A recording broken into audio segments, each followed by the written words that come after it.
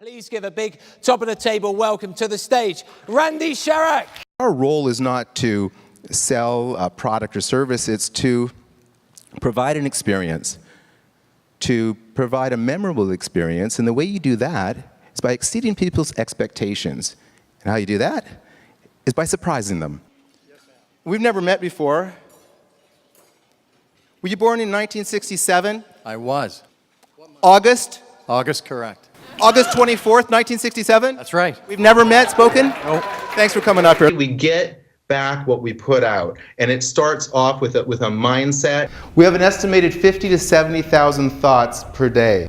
Be present when you're present. Don't let an email or a phone call distract you from the important moments in your life. I was 5 years old, and I was playing on the swings, and this kid pushed me off, and I scraped my knee, so I went running home to my mom, and of course I was crying, and she said, "Wait a minute, Randy, here." She went like this, and she said, "You're all better now."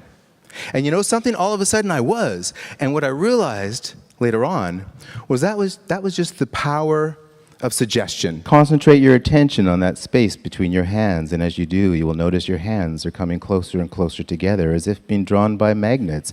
The space between your hands is getting smaller and smaller. Your hands are coming closer and closer together. Stand up if that worked for you, if your hands came together. Good. Read body language, right? Yeah, but you know what? If the boss is crossing his or her arms, it may just mean that they're cold. So you don't want to make assumptions based on just one little tidbit of information like that. And that was the point, actually, I was trying to get across, that, yeah, it may be that they're closed off, that they're angry or whatever, but maybe not. The way to know, though, is to look at the whole picture, to really get the demeanor of the person, just look at for other clues and nonverbal cues as you're going along, and just see how people shift and change. And you'll be able to tell. Trust your intuition, your gut when you're doing this.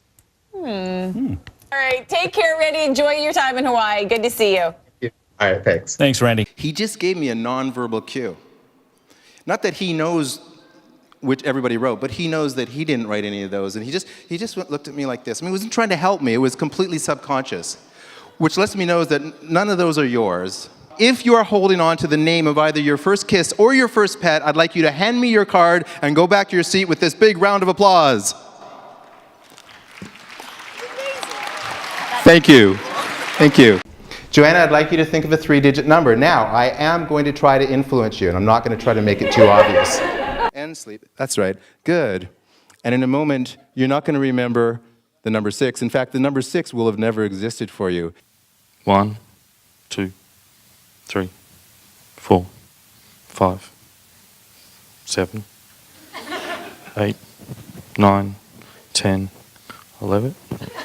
And the suggestion that I'll give you right now is that you can consciously decide at any point in the future to put that conscious mind aside and allow your subconscious mind to achieve anything you want.